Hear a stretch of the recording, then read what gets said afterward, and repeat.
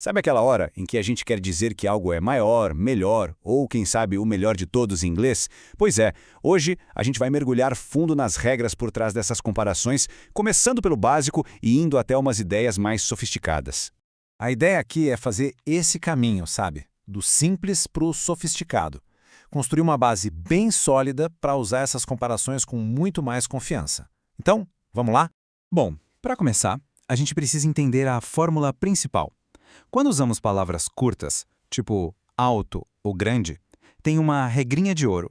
É por aqui que tudo começa de verdade. A mágica toda acontece no finalzinho das palavras.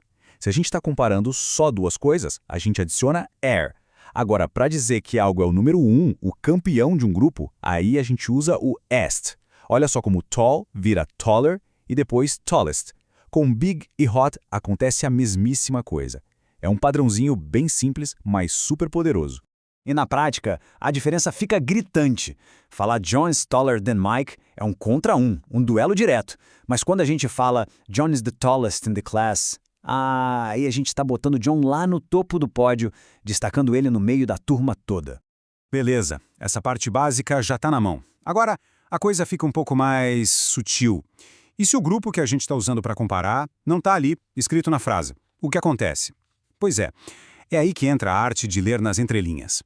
Nesse exemplo aqui, tá moleza. O grupo tá super bem definido, in the world. O Saara é o deserto mais quente em qual grupo? No mundo todo. Sem mistério, né? Tá tudo ali na frase. Tá, mas e agora? This is the best restaurant. O melhor restaurante. Mas comparado a quê? O grupo simplesmente evaporou da frase. E olha, essa é uma situação muito, mas muito comum no inglês do dia a dia.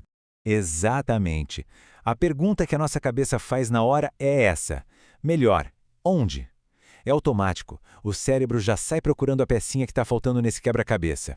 E a resposta, na maioria das vezes, está no contexto da conversa. Pode ser o melhor restaurante da cidade, ou talvez seja algo pessoal, na minha opinião, ou simplesmente o melhor aqui da região. Mesmo sem estar escrito, a comunicação funciona, porque o grupo está implícito.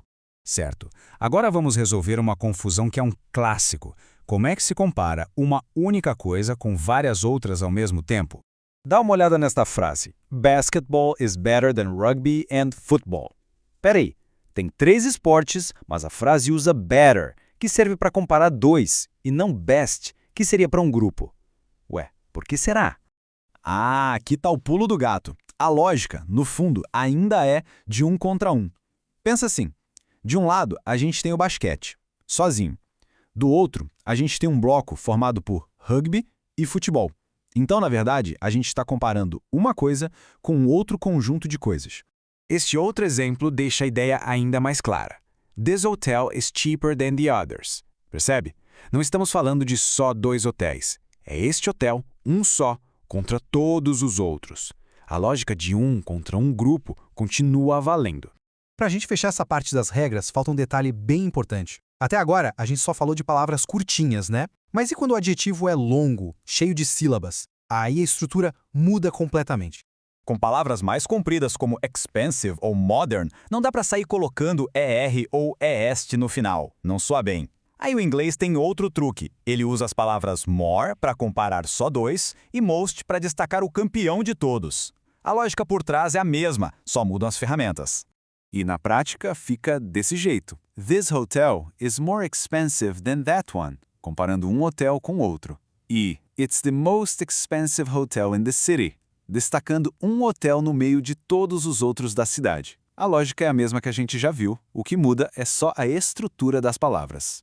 Então, se a gente juntar todas essas peças, é como montar uma caixa de ferramentas para comparações, com a regra para palavras curtas, a regra para palavras longas, e essa sacada de entender o contexto dá para ir de comparações super simples a ideias bem mais complexas e expressivas. E para fechar, fica aqui uma reflexão. Entender a lógica, como a gente fez agora, é o primeiro passo, é fundamental. Mas a fluidez de verdade, aquela naturalidade ao falar, ela só vem com a prática.